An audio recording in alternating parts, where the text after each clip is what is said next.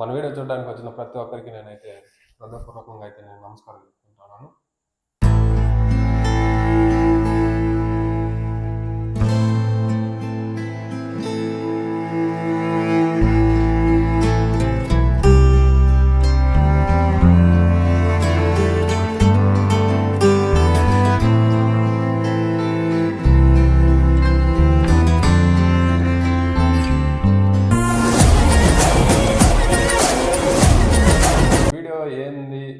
ఏం కథ అనేది వచ్చి మీకు కొన్ని క్లిప్స్ అయితే నేను యాడ్ చేసి చూపిస్తాను. సో వీడియో చూసిన తర్వాత అయితే మనం అయితే మాట్లాడుకుందాం వీడియో గురించి.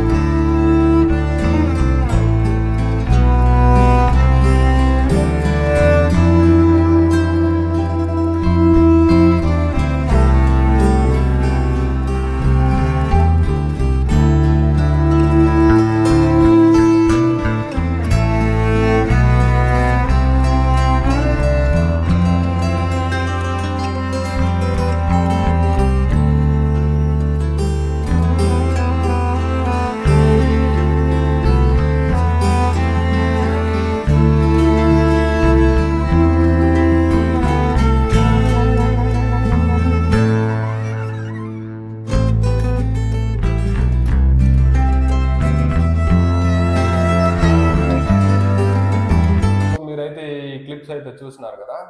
సో ఇలాంటి సిచ్యువేషన్ అయితే నేను ఈరోజు అయితే ఫేస్ చేసినాను అనమాట.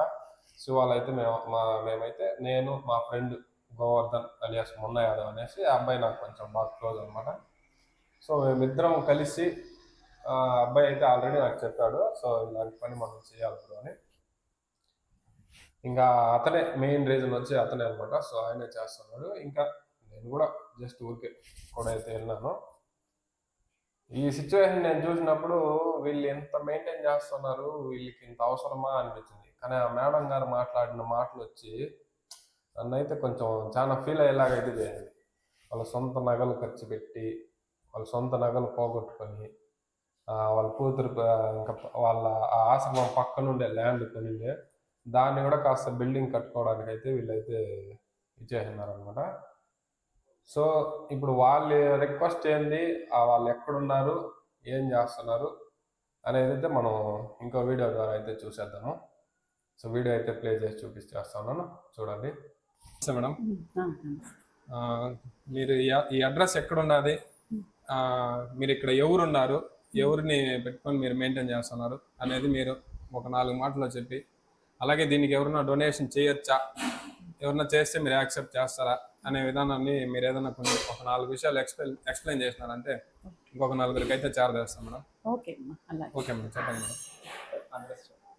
నమస్తే అండి అందరికీ. నా పేరు శోభారాణి. ఆశ్రమం పేరు ఆశ్రయ వెల్ఫేర్ ఆర్గనైజేషన్. అది ఇక్కడ తూకివాకం పంచాయతీ వైకుంఠపురి అంటారండి ఈ ఏరియాని. ఇక్కడ ఉందన్నమాట.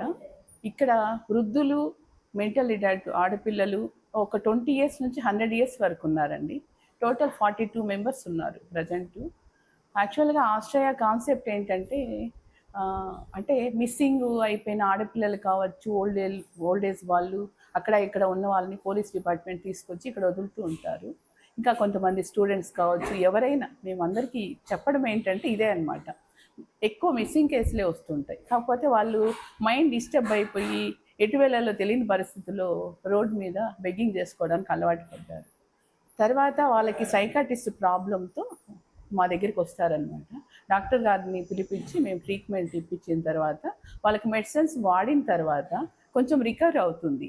అప్పుడు వాళ్ళ అడ్రస్ వాళ్ళు కొంత మొబైల్ ఇస్తే నెంబర్ కొట్టడము అలా చేయడం జరుగుతుంది. అప్పుడు వాళ్ళ లాంగ్వేజ్ని బట్టి వాళ్ళు ఏ ఊరు నుంచి ఏమైనా తెలుసుకోగలుగుతాం. అది వాళ్ళ ఊరికి పోలీస్ డిపార్ట్మెంట్కి పంపిస్తాం, ఆ వాయిస్ రికార్డు వాళ్ళ ఫోటో అంతా తీసుకొని. అప్పుడు ఈజీగా వాళ్ళ అడ్రస్ ట్రేస్ అవుట్ చేయొచ్చు. అంటే వచ్చిన వాళ్ళందరూ ఇక్కడే ఉండాలని లేదు, వాళ్ళు పెట్టుకొని మేమేదో అందరి దగ్గర తీసుకొని కలెక్ట్ చేసి చేయాలని అనుకోవట్లేదు. అలాంటి వాళ్ళకి సర్వీస్ ఎందుకు చేస్తున్నామంటే, పాపం ఎక్కడి నుంచి వచ్చారో వాళ్ళు, పిల్లలు కావచ్చు, తల్లిదండ్రులు వదిలేసిన పిల్లలు కావచ్చు, తల్లిదండ్రులని వదిలేసిన పిల్లల్ని వదిలేసిన తల్లిదండ్రులు కావచ్చు, ఇలాంటి వాళ్ళకి ఈ పరిస్థితి రాకూడదు ఇక ముందు అనేది నా ఆలోచన అండి. కాకపోతే వచ్చిన వాళ్ళని నేను ఇలా సర్వీస్ చేస్తుంటాను. కాకపోతే దూరంగా ఉంది కాబట్టి నాకు ఫండ్స్ అనేది ఏమీ రావట్లేదు. ఎవరు దూరము ఏదో వచ్చింది చాలు అన్నట్లు ఆలోచిస్తున్నారు. ఇంత దూరం రావడం లేదు. నాకు అంటే ఒక రకంగా చెప్పాలంటే ఇబ్బందిగానే రన్ చేస్తున్నాను. ఎందుకంటే ఒక బ్యాక్ స్టెప్ వేయలేను నేను. ఎంత కష్టం ఉన్నా ముందుకే వెళ్ళడానికి ప్రయత్నించాలి. ఓకే, మనం చేసే పని మంచిగా చేస్తున్నాము, అది భగవంతుడి దృష్టిలోకి పోయి దేవుడు ఇలా మీలాంటి వాళ్ళని పంపిస్తారని అనుకుంటున్నాము. ఈరోజు గోవర్ధను, మీ పేరునా? ప్రేమ్, గోవర్ధను, ప్రేము, ఇక్కడ చంద్రకళ, వీళ్ళందరూ కలిసి ఈరోజు కృష్ణాష్టమి సందర్భంగా ఇక్కడ భోజనాలు ఇవ్వడం జరిగింది. అలా మీరు కూడా మీ ఇళ్ళల్లో ఏదైనా బర్త్డే అకేషన్ కావచ్చు, ఇంకేదైనా ఎనీవే ఏదైనా కావచ్చు, మీరు వచ్చి ఇక్కడ ఆశ్రమంలో చేసుకుంటే బాగుంటుంది. ఒక పూట భోజనం పెట్టిన వాళ్ళు అవుతారు అని నా కోరిక అండి. ప్లీజ్. సో చాలా కృతజ్ఞతలు మేడం. మీరు ఇలాంటి హోమ్ని మీరు పెట్టుకొని నడుపుతా ఉండేది చాలా గర్వకారణము. ఈ విషయం నేను ఎందుకు చెప్తున్నానంటే ఏదో మాట వరుసకి చెప్పడం కాదు, కాకపోతే మీరు ఇంత కష్టపడి దీన్ని మెయింటైన్ చేస్తున్నారంటే, ఇంతమందిని పెట్టుకొని మీరు నడుపుతున్నారంటే మీరైతే చాలా గ్రేట్ మేడం. సిస్టర్ మేడం గారి మాటలు అయితే విన్నారు కదా. ఈరోజు అనుకోకుండా మేము ఎలాగైతే హెల్ప్ చేయడానికి వచ్చామో, అలాగే ఈ పిల్లలు అండ్ ఆ సిస్టరు అండ్ వాళ్ళ బ్రదరు వాళ్ళు కూడా వచ్చిన్నారనమాట. సో వాళ్ళు కూడా వీలైనంత వరకు వాళ్ళతో వచ్చింది వాళ్ళు కూడా హెల్ప్ చేస్తారు. సిస్టర్ కూడా కొద్ది మాటలు అయితే మనతో షేర్ చేసుకున్నారు అనమాట. సో మనం ఆ మాటలు కూడా వినేద్దాము. హెల్ప్ చేయడం అనేది చాలా మంచి థింగ్. మనం ఎవరికైనా హెల్ప్ చేయడం వల్ల పాపం వాళ్ళకి లేదు కనీసం ఫుడ్ అన్నా వాళ్ళకి దక్కుతుంది. సారీ, మనం ఏదైనా హెల్ప్ చేసినప్పుడు మనస్ఫూర్తిగా చేయాలి. నీ దగ్గర ఉన్నప్పుడు 10 మందికి ఫుడ్ పెట్టడం అనేది చాలా ఉపయోగం అవుతుంది, వాళ్ళకి కూడా బాగుంటుంది. వీళ్ళ దగ్గర అయితే కొన్ని ఆవులు అయితే ఉన్నాయన్నమాట. నేనైతే ఈ విషయం కరెక్టా కాదని నాకు కూడా తెలియదు, కాకపోతే నేను ఆ మేడంని అడగలేదు. కాకపోతే నేను చూస్తున్నాను, మీకు కూడా స్క్రీన్లో ప్లే అవుతాను చూడండి. ఈ ఆవుల ద్వారా వచ్చే పాలు, ఆ డబ్బులు కూడా నాకు తెలిసి మేడం గారు అయితే వీళ్ళకే యూస్ చేస్తున్నారని అయితే నేను అనుకుంటున్నాను. వీలైనంత వరకు సపోర్ట్ చేయండి, హెల్ప్ చేయండి. ఈరోజు మా అవ్వ చనిపోయిన రోజు కాబట్టి మేము ఇక్కడికి అన్నదానం చేయడానికి వచ్చాము. ఇలాగే మీ ఇంట్లో ఎప్పుడైనా బర్త్డే అలాగే ఎప్పుడైనా ఫెస్టివల్స్ ఉంటే మీరు ఇక్కడికి వచ్చి ఏమన్నా కొంచెం హెల్ప్ చేసినా బాగుంటుందని అనుకుంటున్నాను. కనబడుతున్న ఒక 15 ఏళ్ళ కుర్రాడు అనుకుంటాను నాకు తెలిసి. సో ఆ పిల్లోడు మాట్లాడింది అయితే నాకు కొంచెం బాగా హార్ట్ టచ్ అయింది. ఇట్లా పెంపకంతో పెరగడం వచ్చి నాకు కూడా కొంచెం చాలా గర్వకారణం అనిపిస్తుంది. సో ఇంత చిన్న వయసులో ఆ పిల్లాడికి అండ్ అబ్బాయి కనిపించిందో వాళ్ళ బ్రదర్స్ కనిపించిందో కానీ అందరూ కలిసి అయితే ఒక మంచి పని చేయడానికి అయితే వచ్చారు. సో ఇలాంటి వాళ్ళు మన చుట్టూ ఉండడం మనకి చాలా గర్వకారణం అనమాట. సో ఇలాంటి సిచ్యువేషన్స్ని మనకైతే బాగా డబ్బులు ఉంటాయి, మన అమ్మ నాన్నలు ఉంటారు, చూసుకుంటారు, అన్నీ బాగానే మనకి కావాల్సింది తెచ్చిస్తూ ఉంటారు, మనం తింటూ ఉంటాం. తల్లిదండ్రులు ఉండి వదిలేసిన పిల్లలు అండ్ అలాగే కొడుకులు వదిలేసిన తల్లిదండ్రులు, అనాథలుగా ఉన్న వీళ్ళని ఈ మేడం గారు అయితే చూసుకుంటున్నారనమాట. ఇంత మంచి మనసున్న వీళ్ళకి మంచి జరగాలని అయితే నేను కోరుకుంటున్నాను. సో వీళ్ళ రిక్వెస్ట్ ఏంది, వీళ్ళకి ఏం కావాలి అనేది ఇంకో క్లిప్ ద్వారా మీకు చూపించేస్తాను. చాలా మంది మనుషులు ఉండగానే కొంచెం సౌకర్యము గవర్నమెంట్ కల్పిస్తే మంచిది. కొంచెం రోడ్ అంటిది, కరెంట్ అంటిది, ఇక్కడ ఏమన్నా కొంచెం పండు ఉంటే మంచిది. అన్నిటికీ మేడం ఇబ్బంది పడి సొంత డబ్బులు పెట్టి ఖర్చు పెట్టి చేయాల్సి వస్తుంది. ఒక్కోసారి వస్తాయి, ఎవరన్నా డొనేషన్ చేస్తూ ఉంటారు. చేయని టైంలో ఇబ్బంది అవుతుంది.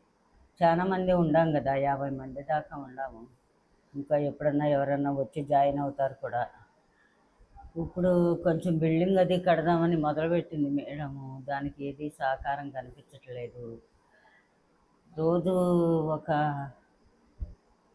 15 కేజీలు బియ్యం వండాలి. అన్నిటికీ తేవాలంటే ఆవిడకి కొంచెం ఏదో చేయాలని శ్రద్ధగా మనసు చేస్తుంది. ఏంటో ఇవన్నీ కొంచెం అంతకే అంత ఖర్చులన్నీ పిరివైపోయినాయి. వెనకటి రోజుల్లాగా లేదు. అందుకని మీరంతా సహాయం చేసి ఆదుకుంటే, ఎవరన్నా డొనేషన్ ఇవ్వాల్సిన వాళ్ళు ఇస్తే చాలా మంచిది. మమ్మల్ని అందరినీ బాగా చూసుకుంటుంది. ఉన్నాయి లేకపోని ఎక్కడన్నా తెచ్చని తేపని బాగా చూస్తారు. నేను మాత్రం చాలా కష్టపడి వచ్చాను ఇక్కడికి. వచ్చిన దగ్గర నుంచి బాగా చూసుకుంటుంది. నాకేమీ ఇబ్బంది లేదు. ఆసుపత్రికి వెళ్ళాలంటే వెళ్తాము, ఎక్కడన్నా బయటికి తీసుకెళ్ళాలంటే తీసుకెళ్తుంది, దేవస్థానంకి అక్కడికి. మేడంది ఏం పొరపాట్లేదు. ఏమన్నా గవర్నమెంట్ నుంచి ఏమన్నా వస్తే బాగుండని మేము అనుకుంటున్నాము. అంతా మీ దయ. అందరూ కలిసి మరి ఏదన్నా హెల్ప్ చేయండి. నమస్కారం. నేను ఎవరు లేరండి, నాకు ఒక వాటర్లో కింద చేసుకుంటాను. ఆ వాటర్లో తీసుకొచ్చి ఇక్కడ గట్టిగా వదిలింది. గట్టిగా మా కొంచెం అమ్మ గట్టిగా. మా అమ్మ మాకు తల్లిలాగా చూసుకుంటుంది. ఏ లోటు లేదు మాకు. హాస్పిటల్ పోవాలంటే తొడగిపోద్ది. మాకు ఏ వస్తువు కావాలన్నా తెచ్చిచ్చింది. నాకు ఏ లోటు లేదమ్మా.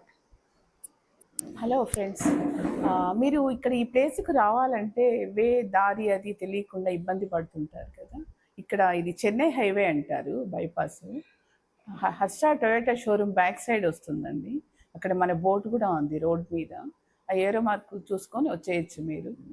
వీలైనంత వరకు మేము చెప్పడం ఏంటంటే, ఇక్కడ ముని ప్రేమ్ అనే వాళ్ళు, మీరు ఇంత కష్టపడి చేస్తున్నారు కదా మేడం, మీరు ఇలాంటివి చేస్తే బాగుంటుంది కదా, నలుగురిలోకి వెళ్ళాలి కదా మీరు.